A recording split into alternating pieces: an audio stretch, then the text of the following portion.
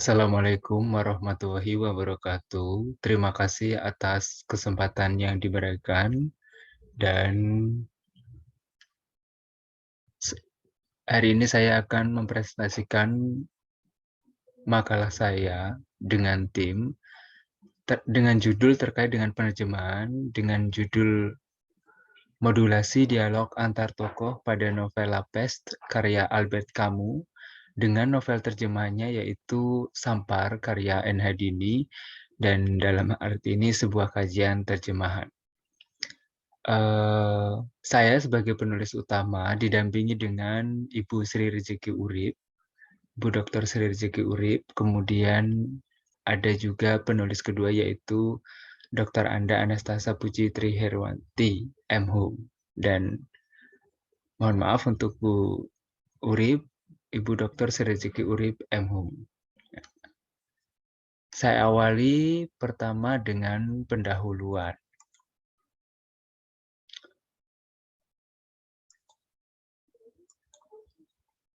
Bagaimana saya memilih sebuah novel karya Albert Camus dan juga Bu N. Hadini karena 2 tahun terakhir ini kita melihat situasi dan kondisi sebuah virus yaitu COVID ya. Pada saat itu juga ada sebuah endemi dan juga menjadi pandemi waktu itu yaitu Sampar gitu. Nah, perkembangan dunia penerjemahan di sini juga sebagai pendahuluan saya, kita melihat bahwa ada seperti Google Translate, terus kemudian Reverso. Nah, bagaimana sebuah mesin itu menerjemahkan dari bahasa satu ke bahasa yang lain gitu. Bagaimana kita melihat kalau misal sebuah penerjemahan novel gitu, apakah sebuah Google Translate ataupun Reverso itu bisa istilahnya menangkap pesan yang ingin disampaikan oleh penulis ini. Nah, itulah mengapa saya mengambil terjemahan novel antara keduanya itu, yaitu novela Peste, ya, novel Perancis karya Albert Camus, dan juga eh, Sampar karya R. Hadini. Dalam arti ini saya memfokuskan kepada modulasinya.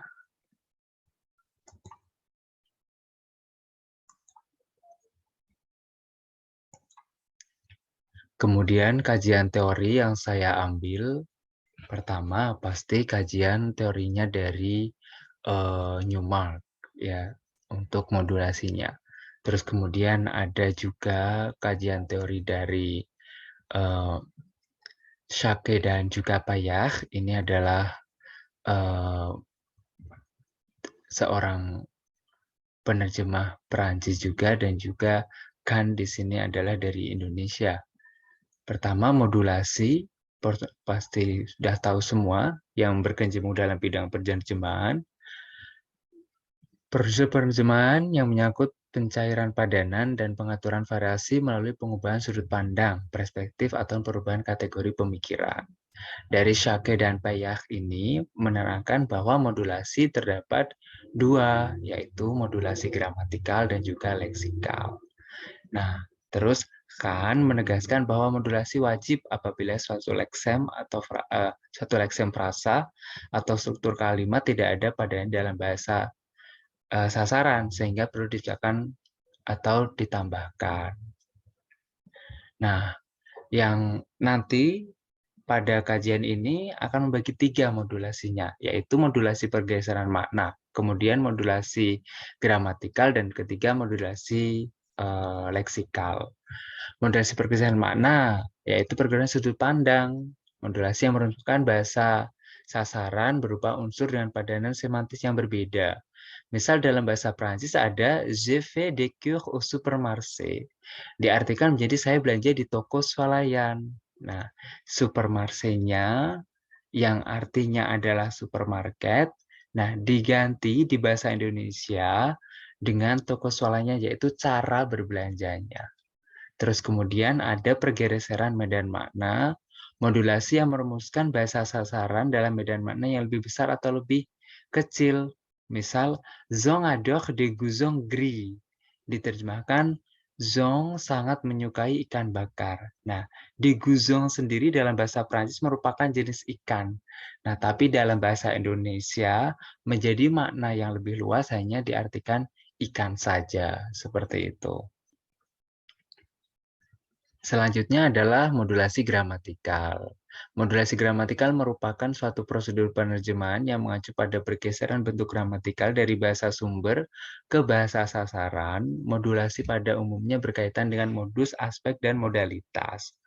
Modus indikatif interrogatif menjadi modus imperatif atau bentuk negatif menjadi deklaratif. Nah, misal non parlons plus, sudahlah lupakan saja. Nah, di situ ada perbedaan modus dalam bahasa Prancis dan juga bahasa Indonesia.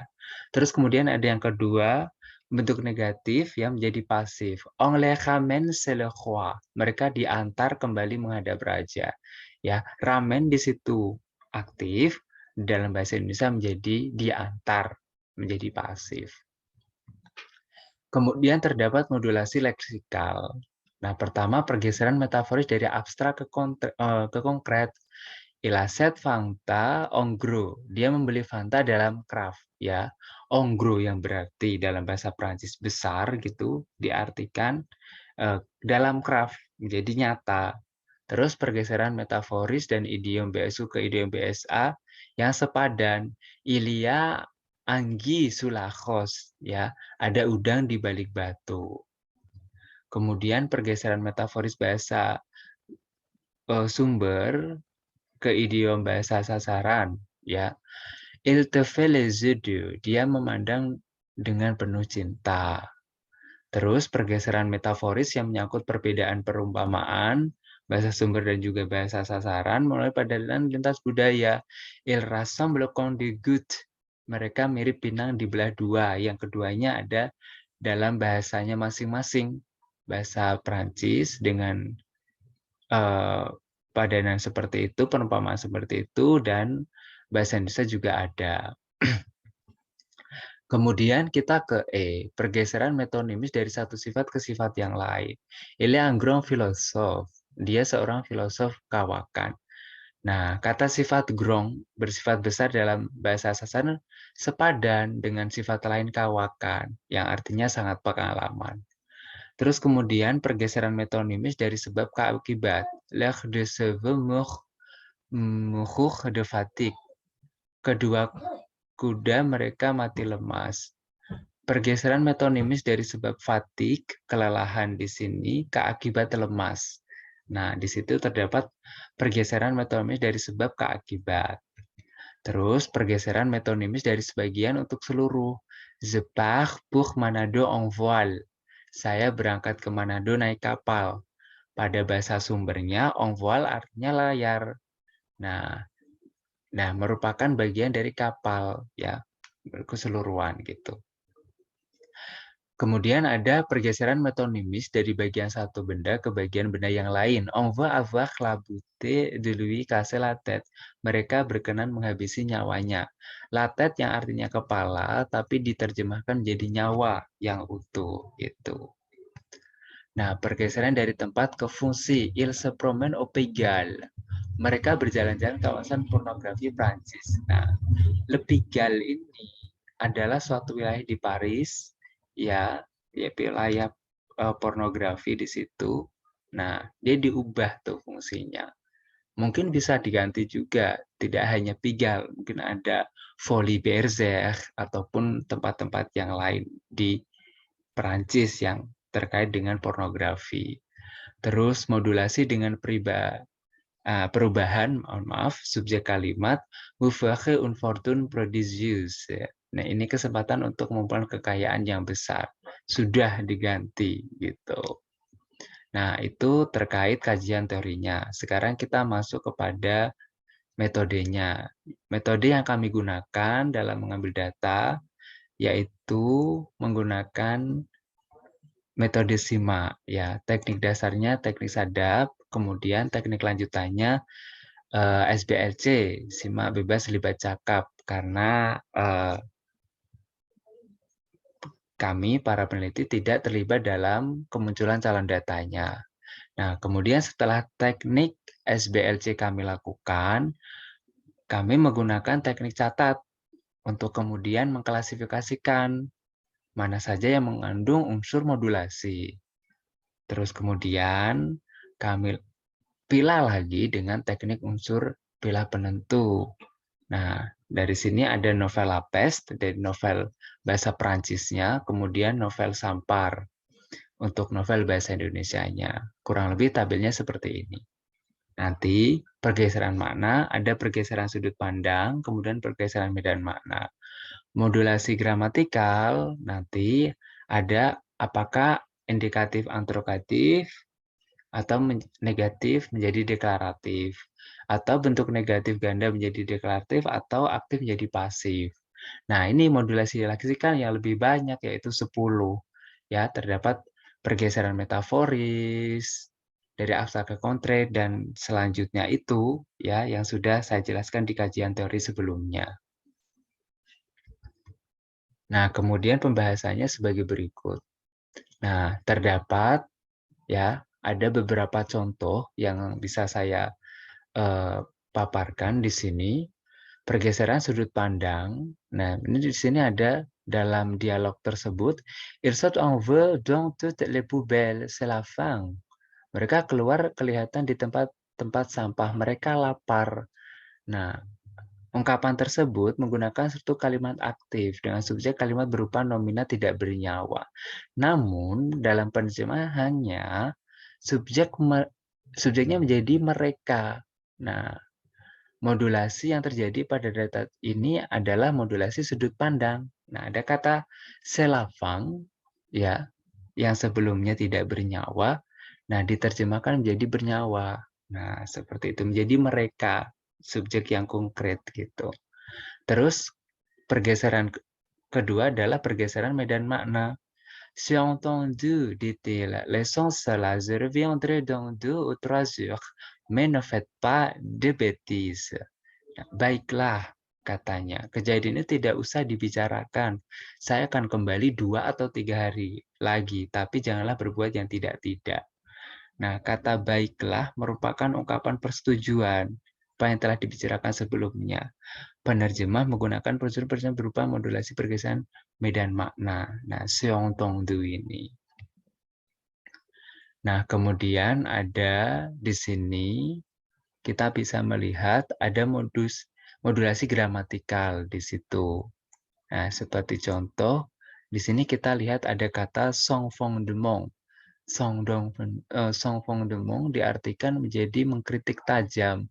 Pada data ini, modulasi berupa negatif bentuk modus deklaratif diubah dari yang bahasa Prancis bentuknya adalah negatif, dalam bahasa Indonesia dibuat positif atau deklaratif. Terus kemudian di sini ada dari bentuk aktif menjadi pasif. Nah, misal di sini kita bisa melihat di dalam bahasa Perancis ada contoh. Nah, di situ. Mari kita lihat ya. Ada kata isolé. Kalau bahasa Perancis itu adalah merupakan aktif ya, isolé, mengisolasi. Tapi dalam bahasa Indonesianya atau dalam penerjemahannya itu kan menjadi terpisah. Nah, atau maaf, dipisahkan. Nah, itu kan merupakan bentuk di sini. Nah, bentuk ini ya, pasif seperti itu. Baik, selanjutnya adalah ini yang lebih banyak yaitu modulasi leksikal. Sebentar, tidak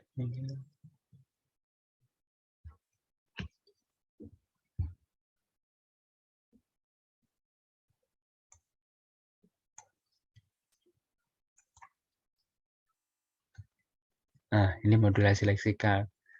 Nah, untuk pergeseran metaforis dari abstrak ke konkret tidak ditemukan.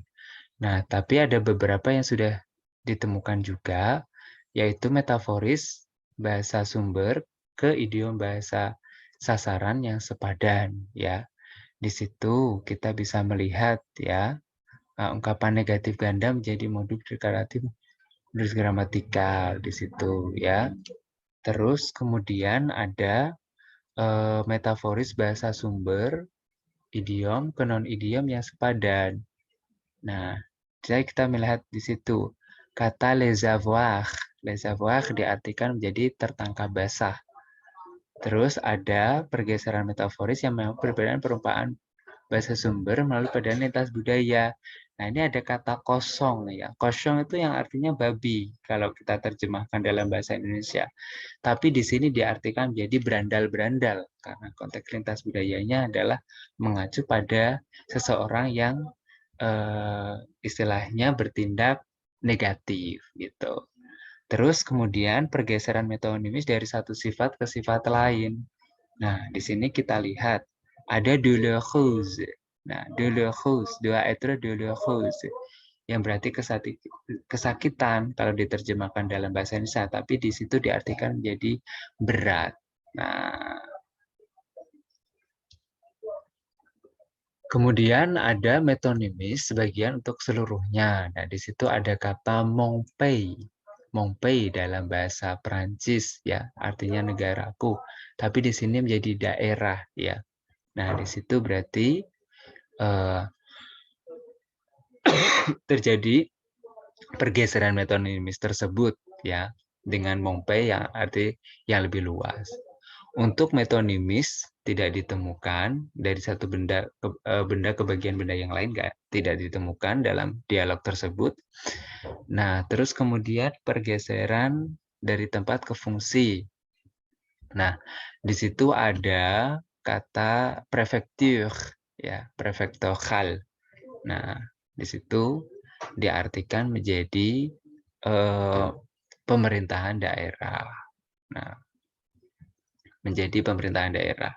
Dan terakhir, perubahan subjek kalimat. Je vous remercie de prendre les choses ainsi. Terima kasih atas pengertian Anda.